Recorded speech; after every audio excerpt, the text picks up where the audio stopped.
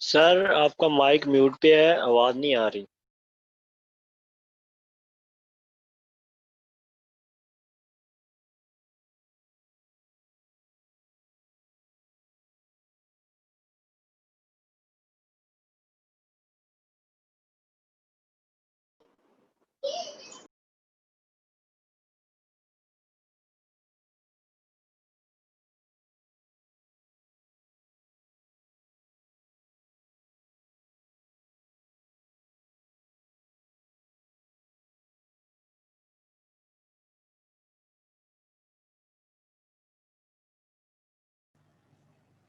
अब इसको यार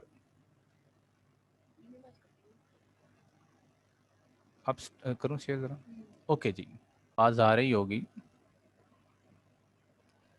जी सर। जी सर, आ रही है आवाज़। जी, असल में वो होस्ट का ही मसला है ना, होस्ट कोई बने तो अकेले बंदे का तो ये काम नहीं है, आपको पता ही है। अकेला बंदा अब वो पढ़ाएगा या ये काम करे। तो देखें अभी तक कहाँ पे है वो, नहीं वो फाइल्स कहाँ पे हैं यार। ये पीडीएफ पे बड़ा नुकसान हो गया ना करके बेटा।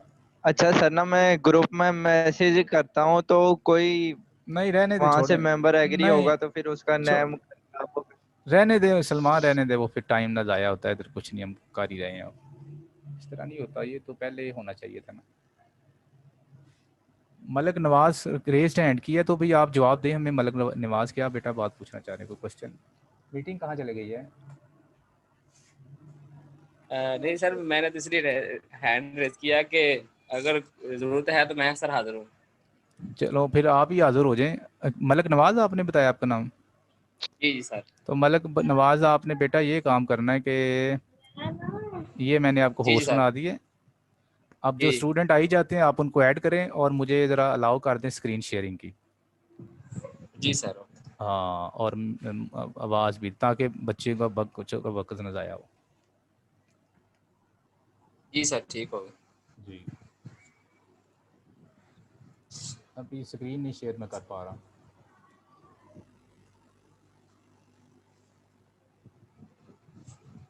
सर अब हुई? मैं कर रहा हूँ जी, बिल्कुल हो गई। थैंक यू जी। ओके। वो किधर गई हैं यार फाइल्स? इसकी पीडीएफ ही थी और कुछ नहीं बना। पीडीएफ के बगैर में कितना काम ख़राब हो गया। ये सर्कल ही कहीं जान नहीं छोड़ रहा। ये सर्कल कहीं छोड़े जान तो मेरी, मुझे कुछ समझ आए।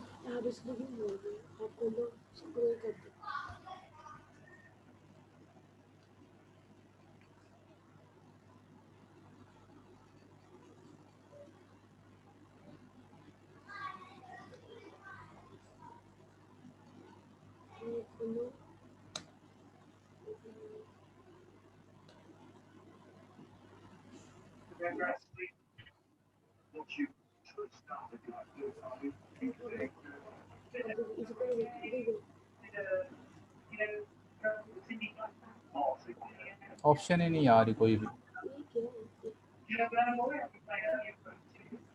ये वाला चलिए, ये अब कैसे होगा?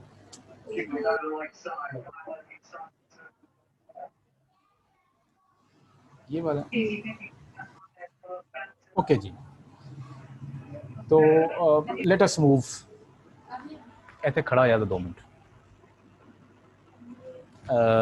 ये तो पेज हमने पढ़ लिया है, इससे नेक्स्ट पेज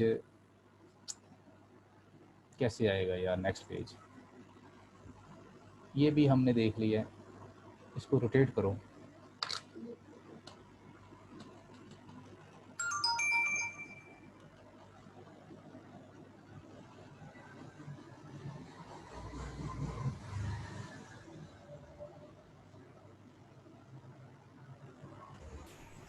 सर पेज पे लेके आए, पेज पे लाके राइट क्लिक करेंगे, वहाँ पे एंटी क्लॉकवाइज इसको रोटेट कर लीजिएगा। ये पेज पे लेके राइट क्लिक, हर क्लिक हमने कर दिए हैं यार इधर। ऐसे ने बच्चे ने सारा ये काम खराब कर दिया। मैं ना दोबारा ज़रा इसको कहता हूँ कि वो विदाउट पीडीएफ इस पे शेयर करें।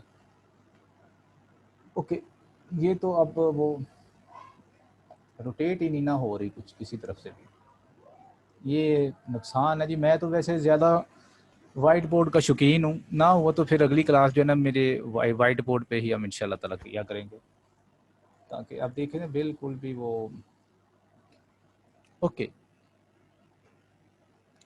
चलिए ये देखें, ये थोड़ी सी क्लियर है पिक्चर कि हम इसको what is this smooth curve, ये वाला है।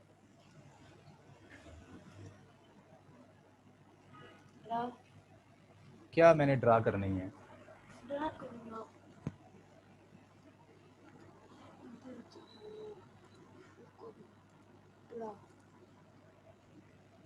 कर्व तो हमने पढ़ ली है, भेजो ज़रा फटाफट। कर्व तो हमने पढ़ी है जनाब कि ये एक हमारी कर्व है, और उसके बाद हमने ये देखा कि ज़रूरी नहीं है कि ये कर्व ओपन ही हो, कर्व ऐसी भी क्लोज भी हो सकती है लाइक सर्कल, और एक स्पेशल केस होता है कर्व का, वो स्ट्रेट लाइन भी होती है। अभी हम ये बातें करेंगे। Okay, what is this smooth curve? पहली बात तो ये है स्मूथ कर्व क्या होती है।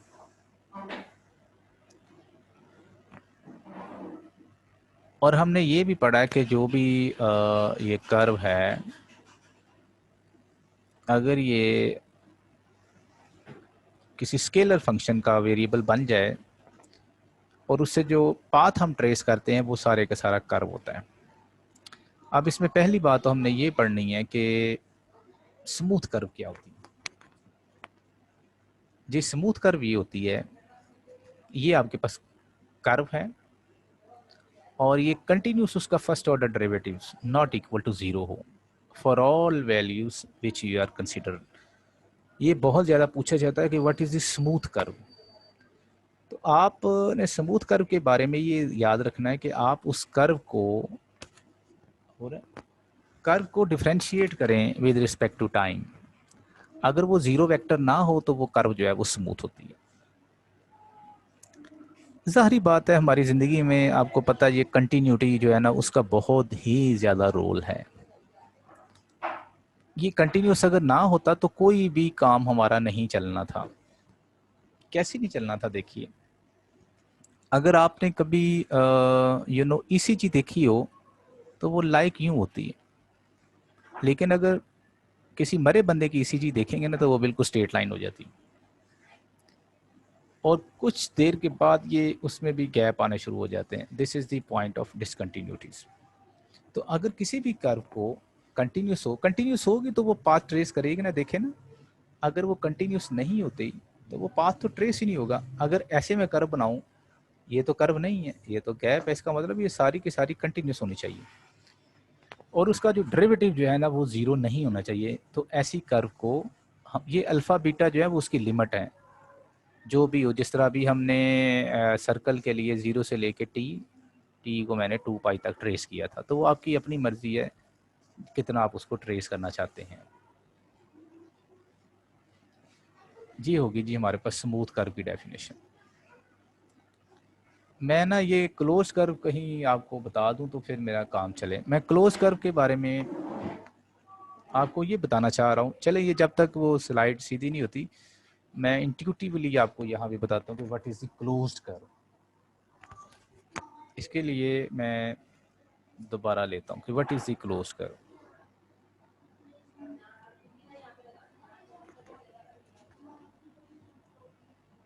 जी क्लोज्ड कर्व ये होती है, ऐसी कर्व क्लोज कहलाती है कि जो जहां से आप उसको करें ना स्टार्ट और वहीं पे वापस जाके वो मीट कर ले, this is called the closed curve. अब जो सर्कल है वो हमारे पास क्लोज्ड कर्व है। एलिप्स को देखें, ये जो एलिप्स है वो भी हमारे पास एक क्लोज्ड फिगर है, चाहे उसके मेजर एक्सिस अलोंग एक्सिस हो या उसके अलोंग वाई एक्सिस हो। तो ये भी आपने याद रखना है। अगर आपसे कहते हैं जी कोई क्लोज्ड कर्व 3-4 दी हुई है तो कौन सी है? क्लोज कर्व जो है वो यहाँ से स्टार्ट हो वहाँ से ही ख़त्म हो जाए। अच्छा अब देखिए ये तो हमने इंट्यूटिवली बता दी ना। तो वैसे हम जनरली ये कहते हैं कि कोई भी कर्व जो है वो क्लोज उस वक्त होगी अगर वो ये एक रूल जो है ना वो ये वाला फॉलो करें, R of alpha is equal to R of beta. यानी कि उसका जो इनिशियल पॉइंट है वहाँ पे और उसके फाइनल पॉइंट के ऊपर पोजीशन वेक्टर वापस आ जाए। मिसाल के तौर पे ये देखिए this is R is equal to R of T, ये एक सर्कल है। R is equal to A cos T I और ए साइन टी जे, ये अभी हमने देखा है। इसको मैंने ना ज़ीरो पे चेक किया है तो यहाँ पे मैंने ज़ीरो रखा है तो ये ए आई प्लस साइन ज़ीरो ख़त्म हो गया तो ये आ गया ए आई। इसको 2 पाई पे चेक करेंगे तो वो भी ए आई ही आएगा। इसका मतलब है कि इसका इनिशियल और इसका एंड वाला पॉइंट जो है वो सेम आ गया है। दैट इज़ यानी कि R of zero first point और आर ऑफ 2 पाई जो है ना वो सेम है। इसका मतलब इस वजह से वो सर्कल जो है वो क्लोज्ड कर्व है। और स्मूथ कर्व का मैंने आपको बता दिया है, स्मूथ कर्व क्या होती है वो हमने बता दी है। तो ये अभी 1 मिनट में वो हम कोशिश कर रहे हैं कि यूएसबी से वो हम इसको दोबारा ले आए उधर ही ताकि परेशानी जो है वो ख़त्म हो जाए। ये लें जी पेस्ट हो गई है जी। अब वो सर जी बताएं कोई क्वेश्चन है? ये तला क्वेश्चन पूछना चाह रहा है। पूछे ज़रूर पूछें जी।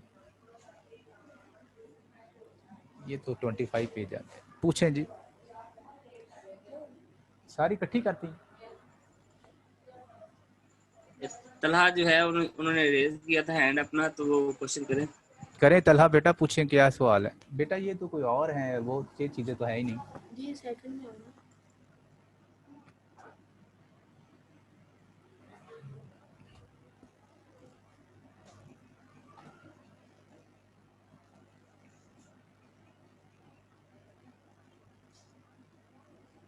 ये तो कैलकुलस की चीज़ें आ गई हैं, वो दूसरी कहाँ चले गई? दूसरे सेकंड में। सेकंड में तो नहीं नज़र आ रही।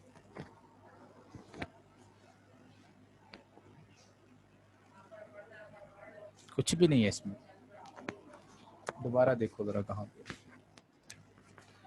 चलिए जी क्वेश्चन पूछना था तलहा ने कोई मेरे से। चलिए नेक्स्ट देखते हैं। What is the smooth curve भी हो गई। अच्छा ये देखें, ये बड़ी एक इंटरेस्टिंग सी चीज़ है। What is the simple closed curve. ये सिंपल क्लोज्ड कर्व क्या होती है इसको भी मैं आपको बताता हूँ। देखिए सिंपल जो पहले तो देखिए ना क्लोज्ड कर्व हमने क्या पढ़ी है। क्लोज्ड कर्व की डेफिनेशन अपने जहन में रखें कि जहाँ से उसका पोजीशन वेक्टर हम स्टार्ट करेंगे अगर लेटस अल्फा और एंड वाला जो है वहाँ पे सेम हो जाएगा, this is called the closed curve. और सिंपल क्या होती है? सिंपल कर्व ऐसी कर्व होती है कि उसका डेरिवेटिव जो है वो ज़ीरो नहीं होना चाहिए। उसको डिफरेंशिएट करें तो वो ज़ीरो ना हो जाए। ये दो बातें। जी, सिंपल क्लोज कर्व क्या होती है? सॉरी, ये तो डेफिनेशन थी स्मूथ की। This is smooth, this is smooth, ये जो हमने अभी पढ़ी।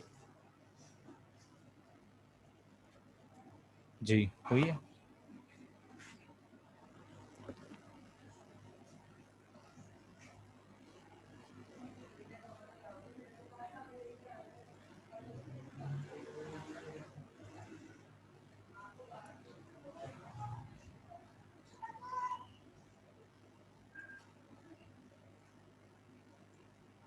भाई डेस्कटॉप पे रख।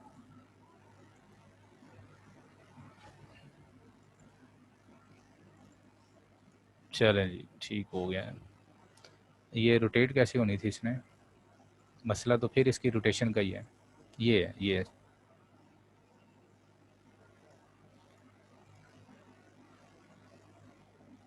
ये भी हो गई हमारी।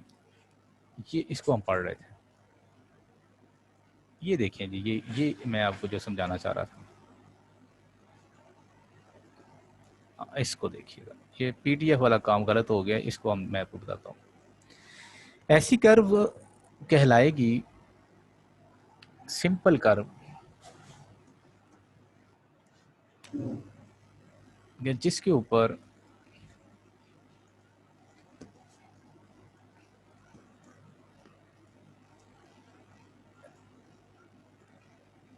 जहां से शुरू हो वहीं से खत्म हो जाए। जहां से शुरू हो, क्या हो रहा है?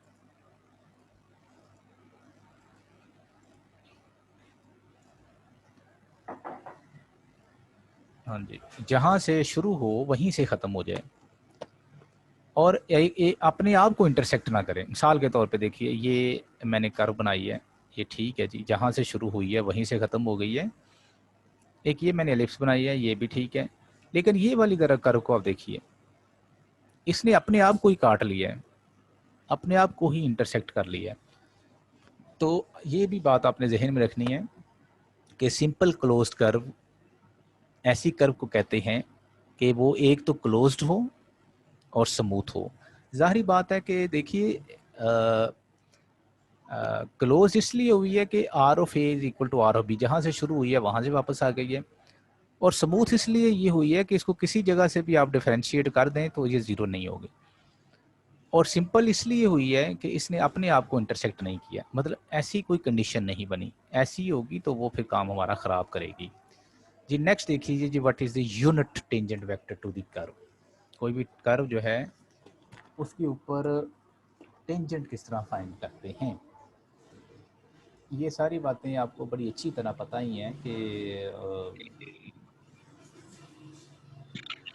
ये मेरे पास एक कर्व है, इसके ऊपर एक पॉइंट लिया P, यहाँ पे Q, ये आपको नज़र आ रहा है P और Q, एक कर्व है।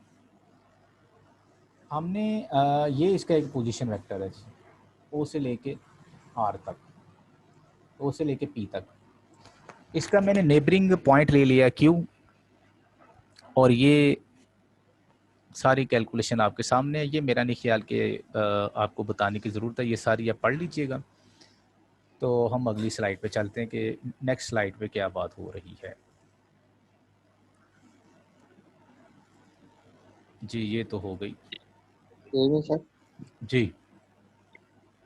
सर जो फिर अपने आप को कट कर रही है तो उस कर्व को हम क्या कहेंगे? हाँ जी, उसके बहुत सारे नाम हो सकते हैं। मसलाल के तौर पे ये आप प्लेन कर्व 1 में पढ़ेंगे, सिंगुलर पॉइंट्स वगैरह ना। अगर एक जगह से कट करे फिर वो नोड हो सकती है, वो कस्प हो सकती है। तो फिलहाल जो हम इस वक्त बता रहे हैं ना, हम सिर्फ और सिर्फ उसी में इंटरेस्टेड हैं, अपनी सिंपल कर्व में। सिंपल कर्व में इंटरेस्टेड है और उसमें सिर्फ आपने ये देखना है कि वो जो आपस में कहीं इंटरसेक्ट ना कर जाए। अगर आपस में इंटरसेक्ट करेंगे तो फिर हम उसका जवाब नहीं दे सकते। Okay sir, thank you. जी, अच्छा देखिए ज़रा। सर जी जी सर क्या हम ये कह सकते हैं कि ऐसी कर्व जिसमें दो से ज़्यादा पॉइंट्स इक्वल हो जाएं तो वो हमारे पास सिंपल नहीं होगी? जिस तरह से हमने क्लोज के लिए कहा था कि अल्फ़ा ए एंड अल्फ़ा जो बीटा था वो दोनों इक्वल थे। जी जी जी तो इसी तरह से अगर हमारे पास एक और पॉइंट उसके इक्वल हो जाएगा तो वो हमारे पास जो है वो सिंपल नहीं रहेगी। हाँ, बस ये शर्त हो कि वो कंटिन्यूस कर्व हो, क्योंकि वो कंटिन्यूस अगर नहीं ना होगी तो हमारा काम ख़राब हो जाएगा। वो कंटिन्यूस होने के लिए हमने उसके ऊपर शर्त लगाई है कि आर ऑफ ए जो है वो आर ऑफ बी होगा, पहली कंडीशन, जो भी अल्फ़ा या बीटा। और दूसरी कंडीशन हमने यही लगाई थी कि उसका जो डेरिवेटिव है वो ज़ीरो ना हो। अगर वो दो कंडीशन सेटिस्फाई करती है तो वो होगी। जी, यूनिट टेंजेंट क्या होता है, ये सारी तफसील आप पढ़ लीजिएगा, टाइम ज़ाया करने की ज़रूरत नहीं। ये सारा वो आपने पढ़ा हुआ है कि इसकी लिमिटिंग वैल्यू करीब हो जाएगी तो वो डी में कन्वर्ट हो जाएगी, ये सारा लिख भी मैंने दिया। यूनिट टेंजेंट कहे तो आपने सिर्फ और सिर्फ उस वेक्टर को कर्व को विद रिस्पेक्ट टू एस या टी या जो भी होगा उसके डिफरेंशिएट कर देना। Okay, come to the line integral. ये मैं दोबारा सारा बताता हूँ कि लाइन इंटीग्रल क्या है। ये बड़ी अच्छी तरह समझिएगा, चूँकि मुझे पता है ज़्यादा बच्चे प्योर मैथ वाले हैं, प्योर मैथ वालों का जो है ना वो अप्लाइड वाला एरिया कमज़ोर होता है। ओके, ये देखिए, an integral which is to be evaluated along a curve is called the line integral। कोई भी इंटीग्रल जिसको आप एवेल्यूएट कर सकें अलोंग द कर्व। अब देखिए ना कि जिस तरह ये आपके सामने लिखा हुआ है 3x के dx, मैंने ये इसकी लिमिट दी है 2 से 5। तो ये जो इंटीग्रल्स आप पढ़ते आए हैं ना, मैं तो वैसे इसके भी बड़ा ख़िलाफ़ हूँ इस हवाले से कि मैं आपको बताऊँ इसमें भी बड़ा कुछ है। देखिए, सॉरी, अगर हम इसको इंटीग्रेट करना चाहें स्क्वायर रूट एक्स को, तो मुझे बताएं इसकी इंटीग्रेशन क्या होगी। मैंने शायद पिछली दफ़ा भी आपसे ये क्वेश्चन किया था, इसकी इंटीग्रेशन क्या होगी, कोई बताए मुझे। जी sir, X sir X cube raise power X raise X power cube X 3/2 और 3/2। ये इंटीग्रेशन नहीं होगी इसकी, ये गलत है। ये नहीं, just x sir just x cube होगी सर, क्योंकि 3 से कैंसिल हो जाना है। यहाँ पे इंटीग्रल का पावर फार्मूला लगाना है हमने सर, नहीं 3 और फिर हम उसको 3 किस तरह होगी फिर 3x क्यूब है 3 बनेगी। नहीं। ये देखिए सर मैं तो हैरान हूँ कि यार वो इतना मतलब वीक एरिया हमारा। ये देखें ना, इसको अगर आप यूँ लिखते हैं x पावर 1/2, तो जब आप इसकी इंटीग्रेशन करते हैं तो इसकी पावर में आप एक ऐड कर देंगे तो ये बन जाएगा x पावर 3/2, नीचे भी 3/2। लेकिन मैं कह रहा हूँ कि अभी भी गलत है, ये अभी भी ये गलत है।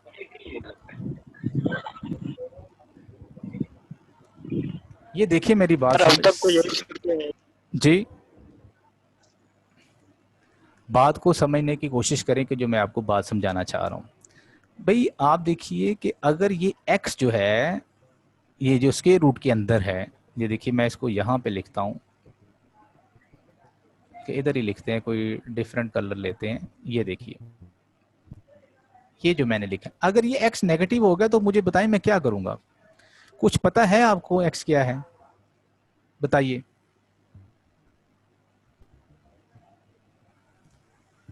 तो इसकी इंटीग्रेशन के लिए आपको ये कंडीशन देनी पड़ेगी कि this must be equal to greater और इक्वल टू 0। अब ये हो सकता है, वैसे नहीं होना। तो कितनी हमें रिस्ट्रिक्शंस हैं, बहुत ज़्यादा रिस्ट्रिक्शंस हैं। देखिए आप ये इसका आंसर आप क्या कह सकते हैं, मुझे बताएं। x ओवर x, क्या ये 1 होगा, बताइए कौन कहता है इसको 1 है। This is not equal to 1, ये कभी भी 1 नहीं होता। उसकी वजह बच्चों ये है कि हो सकता है x अगर 0 हो जाए। अगर फर्ज करें x 0 हो गया तो क्या आप कह सकते हैं कि ये 0 ओवर 0 1 होता है? कभी भी नहीं कह सकते। आपको इसके ऊपर भी एक कंडीशन इंपोज करनी पड़ेगी, x is not equal to 0, तब ठीक है। अब क्वेश्चन एक ज़हन में आता है जी, अगर x इन्फिनिटी हो जाए, और भाई इन्फिनिटी को नहीं हम व्हाइट बोर्ड पे लिख सकते, वो नहीं लिखी जाती, वो सिंबल है, वो नंबर कोई नहीं है। ओके, तो जितनी हमने पहले ज़िंदगी में इंटीग्रेशन की है वो आपने स्ट्रेट लाइन के अलोंग की है। ये 2 to 5 ये जो एरिया होता था, जो आप का इंटरवल होता था। ओके, तो लेकिन अब अगर हमें ऐसा इंटीग्रल को सॉल्व करना पड़े which is evaluated along the curve. किसी कर्व के अगेंस्ट, फर्ज करें ये मैं एरिया निकालना चाहता हूँ, तो इंटीग्रेशन ये वाली तो हमें जवाब दे गई है, तो फिर हमें इसको किसी और तरीके से डील करना पड़ेगा, और उस तरीके से जो हम डील करते हैं ना उसे हम कहते हैं जी line integral. An integral which is to be evaluated along a curve is called the line integral. अच्छा, अब देखिए लाइन इंटीग्रल की खूबसूरती कितनी है। लाइन इंटीग्रल क्या क्या हमारे साथ करता है। अच्छा, ये पिक्चर उससे सही नहीं उतरी, लेकिन मैं आपको समझा देता हूँ। इसमें हम उसका फार्मूला वगैरह लिखा हुआ है। ये लिखा हुआ है जी, मैं इसको लिखता हूँ कि what is the line integral. आपके पास कोई कर्व है, फर्ज करें ये ए से लेके बी तक है, ये आपके पास कोई कर्व है। इसको मैं, इस कर्व का मैं निकालना चाहता हूँ लाइन इंटीग्रल। तो मैं अब इस कर्व का लाइन इंटीग्रल का मतलब ये है कि मैं इसका एरिया निकालना चाहता हूँ। मैं इसकी असल में इंटीग्रेशन करना चाहता हूँ अलोंग द कर्व। तो इसके लिए मुझे क्या क्या चीज़ें चाहिए, ये देखिए मैं इसको इंटीग्रेट करना चाहता हूँ फ्रॉम ए टू बी। यहाँ से लेके ए से लेके बी तक मैं इसको इंटीग्रेट करना चाहता हूँ। आप इसको इंटीग्रेट इस तरह करेंगे, एफ डॉट, ये डॉट डी आर, ये इसका फार्मूला है। कैसे ड्राइव हुआ है वो अभी थोड़ी देर बाद मैं आपको बताता हूँ। आर जो है वो पोजीशन वेक्टर होगा और डी आर उसका डिफरेंशियल होगा। जब भी कभी आपके पास आपसे पूछें कोई जी लाइन इंटीग्रल क्या है, तो आपको एक वेक्टर फंक्शन गिवन होगा, आपको कर्व का पता होगा, आप उसको सिंपली डिफरेंशिएट करके डॉट प्रोडक्ट करेंगे तो आपके पास आ जाएगा। और ये याद रखिएगा, कर्व्स जो हैं वो एलिप्स भी हो सकती हैं, सर्कल भी हो सकती हैं, पैराबोला भी हो सकती हैं और हाइपरबोला भी हो सकती हैं। आगे चलते हैं जी, नेक्स्ट हम ये देखिए ज़रा कुछ हम थोड़ा सा इसको पढ़ते हैं। ये क्या है, ये भी वही बात लिखी हुई है सारी, आप देख लीजिएगा। ये एफएससी वाली बात है, मैंने थोड़ा एक्सप्लेन करके लिख दिया है कि ये क्या मामला होता है, किस वजह से इसको एफ डॉट, ये वही हॉरिजेंटल और वर्टिकल कंपोनेंट्स आपने पढ़े हुए हैं, F cos theta, F sine theta. ये मैं पेजेस भी आपको भेज दूंगा, आप यहाँ से सारा इसको देख लीजिएगा। ये सारा लिखा हुआ है कि this is called the line integral. ये सारी डिटेल, मेरा नहीं ख्याल कि इसके ऊपर हमें वक्त ज़ाया करना पड़ेगा, ये सारी डिटेल हैं हमारे पास। टाइम फिर ख़त्म होना शुरू हो रहा है, लेकिन हम अगली मीटिंग भी करेंगे इंशाल्लाह ताला। जी कहता है इसको आपने नोट करना है, the line integral around a simple closed curve is denoted by an integral sign with the curve around this instead of F. यानी कि बजाय ये इंटीग्रल लिखने के ना, उसको इस तरह लिखिए, उसके ऊपर हम ये सर्कल सा बना देते हैं, उसे हम कहते हैं सर्कुलेशन ऑफ एफ। ये भी ऑब्जेक्टिव के लिए लाजमी तौर पे पूछते हैं कि what is the circulation of F about सी।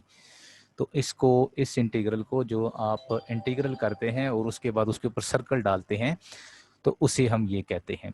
अच्छा, अगर तो पहली बात तो ये है कि लाइन इंटीग्रल निकालना। दूसरा ये है कि अगर वो कर्व आपको गिवन हो ना, तो आप, चूंकि वो वेल नॉन कर्व्स होते हैं, तो आप कोशिश किया करें किसी तरीके के साथ ना आपको उसकी पैरामीट्रिक कर्व्स का पता हो। मिसाल के तौर पे फटाफट वो पेपर में ऑब्जेक्टिव में दे देते हैं कि जनाब ये सर्कल है, इसका लाइन इंटीग्रल निकालें।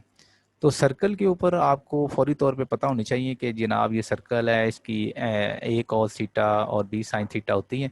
फंक्शन आपको दिया होगा वेक्टर का, आपने उसको सॉल्व करना है और 1 मिनट से पहले जो है वो हो जाता है लाइन इंटीग्रल का काम। देखिए इसकी मैंने कुछ, जी बिल्कुल, ये भी देखिए, ये वर्क डन में भी बड़ी ही हमारी हेल्प करता है। अगर वो आपसे कहे ना जनाब आप उसका वर्क डन फाइंड करें, तो वर्क डन जो है वो आपको पता ही है, फिजिक्स आपने पढ़ी हुई है, वो एफ डॉट आर है। अगर आपसे वर्क डन का क्वेश्चन करे तो तब भी आपने उस फंक्शन का लाइन इंटीग्रल ही निकाल देना है। और देखिए अगर इसमें मैं थोड़ा जल्दी इसलिए कर रहा हूँ कि वो टाइम थोड़ा सा फिर काम हो रहा है ख़त्म। अब देखें ये फंक्शन दिया गया है 3xyi माइनस वाई जे, और कहता है जनाब इसका लाइन इंटीग्रल दिया, बताएं आप एक्स वाई प्लेन में। ये आपको दिया गया y is equal to 2x², और ये लिमिट्स आपको वो लाजमी तौर पे देगा, 0 से 1 है, 0 से 2 है, या जो भी है, चूँकि कर्व तो बहुत बड़ी होती है। तो ये आप देखिए कि इसको किस तरह सॉल्व किया हुआ है। मेरा नहीं ख्याल कि इसमें कोई भी बात समझने वाली है। ये भी इसके 2 मेथड से मैंने सॉल्व किया है। फ़र्ज़ करें कि ये y is equal to 2x² है, ये मैं आपको समझा देता हूँ। आप उसको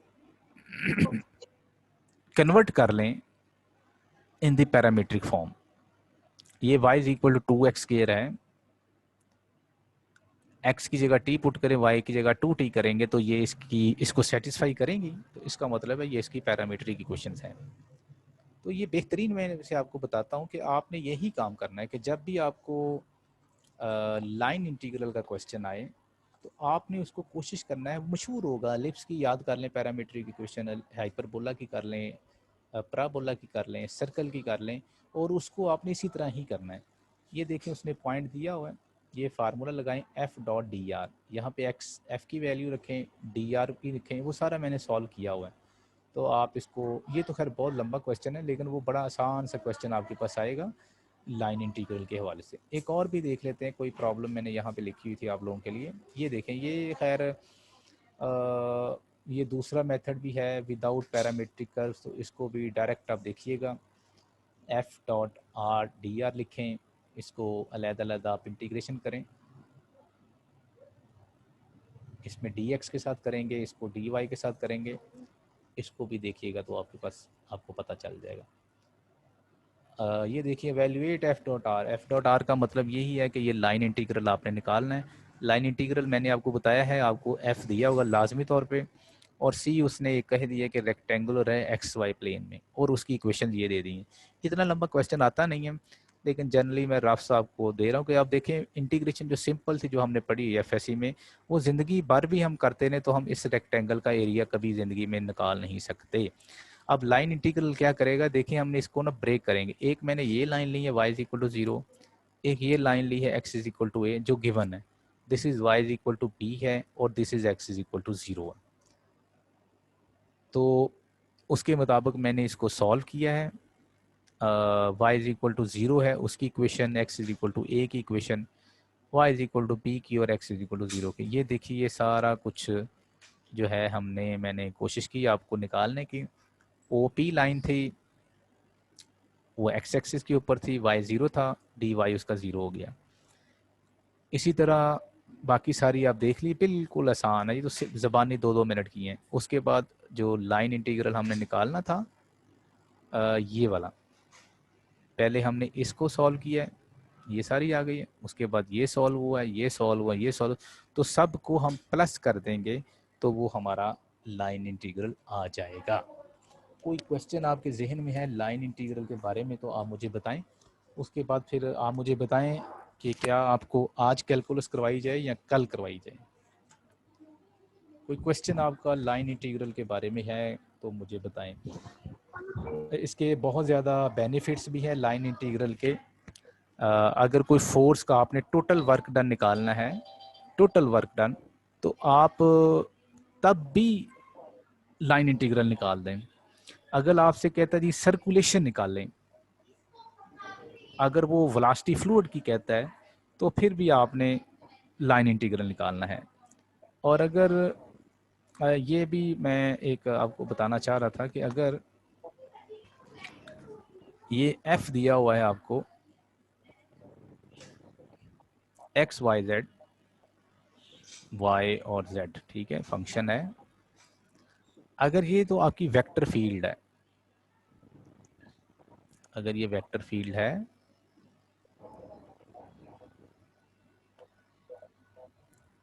तो इसका तो डायरेक्ट ही लाइन इंटीग्रल होगा ना। आपको भी बताया ही है कि वेक्टर आपको गिवन होगा, आप उसका लाइन इंटीग्रल। और अगर ये आपको कहा जाए जनाब एफ एक्स वाई जी जो है, ज़्यादा भी हो सकती कम भी हो सकती हैं, ये आपके पास फोर्स फील्ड है, वो इस तरह धोखा देता आपको जनाब ये फोर्स फील्ड है, this is the force field. तो फिर इसका जो नाम होगा ना वो वर्क डन होगा, this is the work done. और अगर ये इसी तरह वो एक और तरीके से भी पूछ सकता है कि जनाब XYZ है,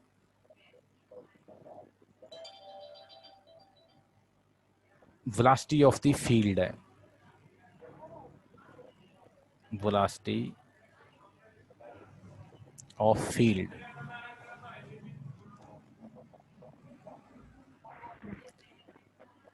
तो आपने ये बात याद रखनी कि अगर कभी आप उस कर्व को निकालें तो इत्फाक ऐसा हो कि दिस विल बी ज़ीरो, अगर ये ज़ीरो आ जाए तो F को हम कहेंगे इररोटेशनल है, F इज इररोटेशनल।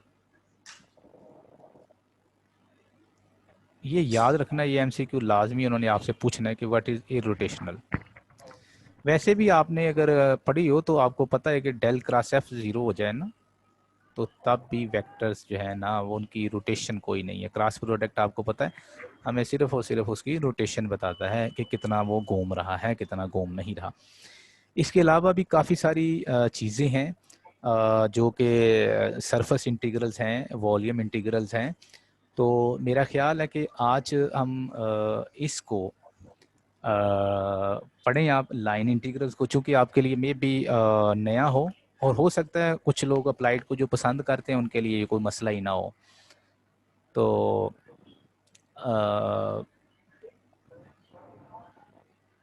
बाकी जो है वो आप देखें, इसमें कोई क्वेश्चन आपके जहन में हो, मैंने मोबाइल नंबर सबको दिया हुआ अपना, आप वहाँ पे मेरे से कांटेक्ट भी कर सकते। जैसे मुझे कोई टाइम होगा तो मैं इंशाल्लाह ताला आपको रिप्लाई करूँगा। और मैंने आज बड़ी मेहनत के साथ तकरीबन कुछ 35 पेजेस जो है वो मैंने कैलकुलस के लिखे हैं। मैं आपको ये दिखा भी देता हूँ, दिस इज़ कैलकुलस। और ये जो कैलकुलस है वो मैंने FSC के लिए सिर्फ मैंने एक पेज उठाया है कि भाई एक ही पेज काफ़ी है जो आपके लिए है। फिर उसके बाद ये बहुत ज़्यादा मैंने मोटी मोटी चीज़ें, डिफरेंशियल कैलकुलस, इंटीग्रल कैलकुलस, और ये फंक्शन क्या होता है, कितने सबसेट होंगे, कितने रिलेशंस होंगे, कितने 1-1 होंगे, कितने ऑन-टू होंगे, कितने बाइजेक्टिव होंगे, फिर उनकी सारी मैंने एग्जांपल्स जो है वो डिफरेंट लेके, कितने ऑर्डर्ड पेयर होंगे, हॉरिजेंटल वर्टिकल टेस्ट जो है वो हमें क्या चीज़ें बताता है, क्या 1-1 ऑन-टू की कंडीशंस क्या हैं। और फिर इनको इवन फंक्शन के ऊपर मैंने आपसे कम से कम 1 घंटा बात करनी है। और इसमें इतनी खूबसूरत चीज़ें हैं, मैं आपको इंशाल्लाह ताला बताऊंगा ये जो ग्राफ्स में कितने बेंड पड़ने